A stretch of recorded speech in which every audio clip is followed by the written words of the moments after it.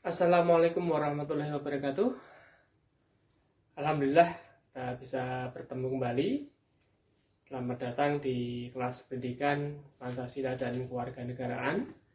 Anak-anak, hari ini kita akan membahas bab yang kedua atau bagian yang kedua dari materi kita, yaitu pembahasan tentang pembukaan Undang-Undang Dasar 1945, di mana nanti kita akan belajar memiliki 3 tujuan. Ada 3 hal yang nanti akan kita bahas, ada 3 tujuan yang nanti kita akan bahas. Yang pertama, kita akan bahas tentang memahami isi, alinea dan pokok pikiran dari pembukaan Undang-Undang Dasar negara kita tahun 1945. Kemudian yang kedua, nanti kita akan bahas tentang apa saja hal-hal yang penting, hal-hal apa yang terkandung dalam alinea pembukaan Undang-Undang Dasar Negara Republik Indonesia tahun 1945. Dan bagian yang berikutnya nanti kita akan bahas bagaimana mengaplikasikan, bagaimana kita menerapkan isi alinea dari pembukaan Undang-Undang Dasar Negara Republik Indonesia tahun 1945. Baik anak, langsung kita akan mulai pembelajarannya. Ya, yang pertama di slide itu sudah di samping Pak Guru sudah ada slide yang berisi tentang kedudukan pembukaan Undang-Undang Dasar Negara Republik Indonesia tahun 1945. Anak-anak perlu kita ketahui bahwa penyebutan Undang-Undang Dasar sekarang ini mengalami perubahan. Jadi semenjak adanya amandemen Undang-Undang Dasar, kita menyebutkan Undang-Undang Dasar itu dengan konteks yang lengkap, yaitu pembukaan Undang-Undang Dasar Negara Republik Indonesia tahun 1945. Ini penyebutan yang benar untuk konteks yang pasca dari amandemen Undang-Undang Dasar. Anak-anak yang berbahagia, yang luar biasa, hari ini kita akan bahas yaitu kedudukan dari pembukaan Undang-Undang Dasar Negara Republik Indonesia tahun 1945. Yang pertama, bahwa pembukaan itu dalamnya memuat pernyataan kemerdekaan yang terperinci. Ya, jadi pembukaan itu memuat tentang bagaimana proklamasi, bagaimana kita menyatakan kemerdekaan kita, bahwa kita sudah merdeka. Baik pernyataan pada diri sendiri, pada diri bangsa kita, dan juga pernyataan kepada negara lain atau bangsa lain bahwa kita sudah merdeka. Kemudian dalam pembukaan Undang-Undang Dasar juga memuat tentang dasar negara. Nah, di dalamnya memuat tentang tujuan negara, bentuk negara, dan ini menjadi syarat-syarat pokok dari berdirinya suatu negara. Kemudian yang berikutnya kita akan bahas tentang makna, ya, tiap-tiap alinea dari pembukaan Undang-Undang Dasar 1945. Seperti kita ketahui bahwa Undang-Undang Dasar negara kita itu memuat ada 4 alinea. Ya, apa saja makna-maknanya atau apa saja inti pokok dari isi dari tiap-tiap makna itu. Yang pertama, di alinea yang pertama ini memuat kemerdekaan itu adalah hak bagi segala bangsa, bahwa penjajahan itu merupakan satu hal yang menurut bangsa Indonesia satu hal yang harus dihapuskan karena tidak sesuai dengan peri kemanusiaan dan peri keadilan. Ini konteks isi dari alinea yang pertama. Kemudian kita akan bahas berikutnya pada bagian yang berikutnya, ini alinea yang kedua. Anak-anak, pada alinea yang kedua ini kita memuat beberapa hal. Satu, penghargaan ya terhadap perjuangan bangsa Indonesia dalam merebut ya, dan mempertahankan kemerdekaan. Jadi dalam alinea yang kedua ini memuat bagaimana para pendiri negara memberikan penghargaan yang sangat luar biasa kepada para pendahulu kita, para pahlawan kita, para pejuang kita yang telah rela mengorbankan segalanya ya, bagi kemerdekaan bangsa dan negara kita, mulai dari pahlawan yang kedaerahan, perjuangan kedaerahan, sampai pada proses-proses yang berikutnya, yaitu merebut dan mempertahankan kemerdekaan bangsa dan negara kita.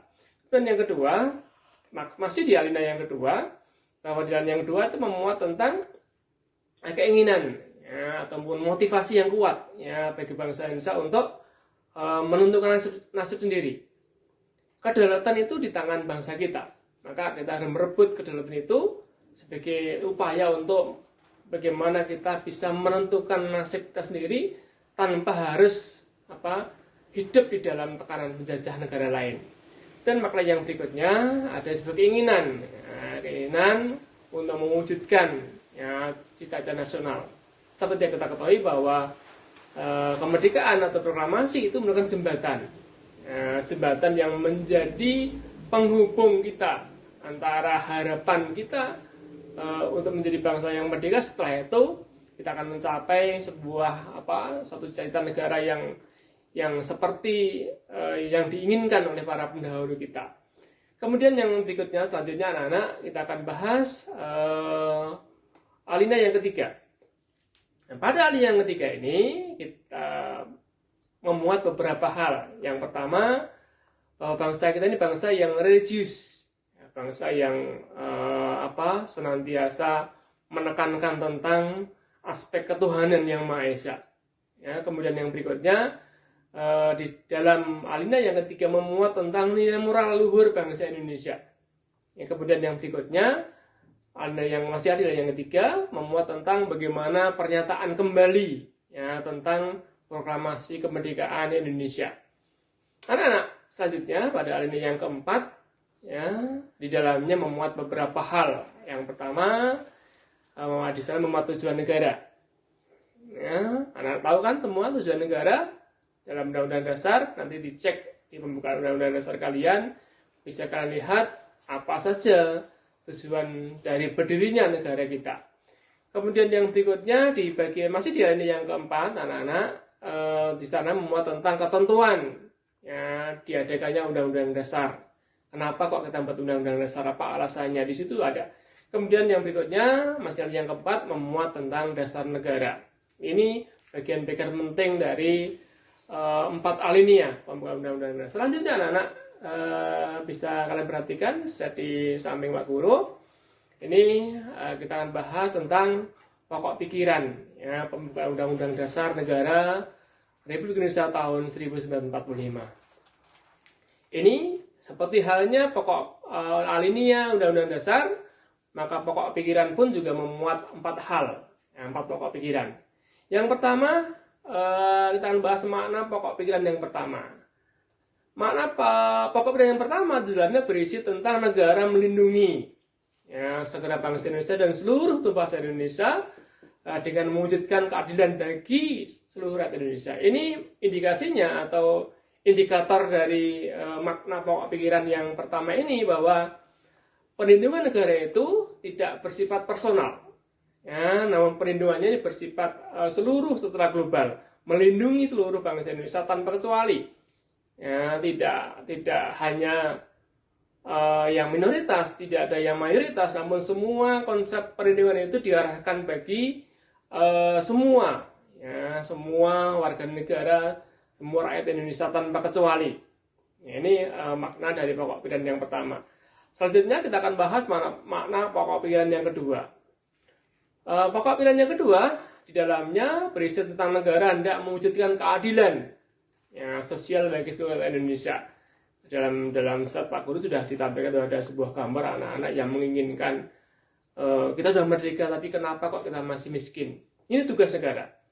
Ya, negara punya kewajiban, punya tugas untuk bagaimana mewujudkan ya, rasa keadilan, mewujudkan kemakmuran yang merata bagi seluruh rakyat Indonesia yang sampai saat ini masih dalam proses usaha-usaha untuk bagaimana benar-benar kita bisa mewujudkan ya, kemakmuran dalam keadilan.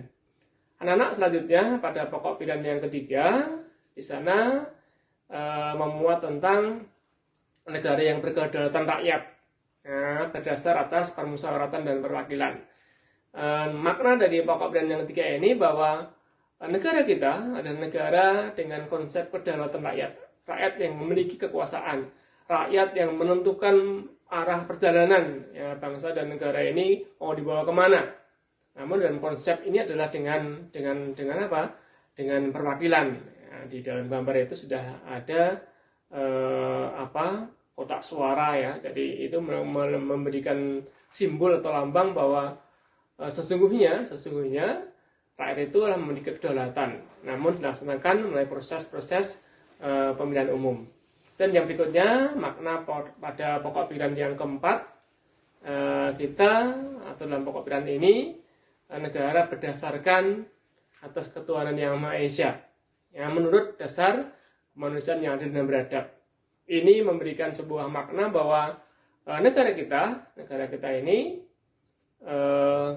melindungi ya semua golongan, semua masyarakat untuk bisa beribadah sesuai dengan agamanya masing-masing. Kemudian bagian yang berikutnya kita akan bahas bagaimana sikap positif kita ya, terhadap isi, alinea, dan pokok pikiran pembukaan Undang-Undang Dasar Negara Indonesia tahun 1945. Ada beberapa hal yang harus kita lakukan, ya, ada beberapa hal yang mesti kita kerjakan, sikap-sikap apa yang mesti kita tampilkan berkaitan dengan isi alinea dan pokok pikiran pembukaan Undang-Undang Dasar Negara Republik Indonesia tahun 1945. Contohnya, ada beberapa hal di sana disebutkan memiliki pola pikir yang baik ya, berdasarkan pada konsep, prinsip, dan nilai-nilai yang terkandung di dalam isi dari alinea dan pokok pikiran pembukaan Undang-Undang Dasar Negara Republik Indonesia tahun 1945. Dan bagian yang berikutnya menjadikan Undang-Undang Dasar ini sebagai landasan ya bagi proses-proses untuk pembuatan peraturan-peraturan yang ada di negara kita. Ya, kemudian sikap positif yang berikutnya bahwa kita harus mengembangkan sebuah pola pikir bahwa bangsa kita ini bangsa yang multikultur, pluralistik, sehingga konsep Bhinneka Tunggal Ika yang ada dalam simbol negara kita itu sebagai bagian yang tidak boleh kita abaikan ya, bahwa kita ini berbhinneka tunggal ika. Ini beberapa hal yang perlu kita, yang tadi Pak Guru sampaikan, yang berkaitan dengan apa saja sikap positif yang mesti kita lakukan yang berkaitan dengan makna dari pembukaan Undang-Undang Dasar Negara Republik Indonesia tahun 1945. Demikian anak-anak materi pada pertemuan hari ini. Terima kasih atas perhatian kalian. Insya Allah kita ketemu lagi pada pertemuan yang akan datang. Sekian. Assalamualaikum warahmatullahi wabarakatuh.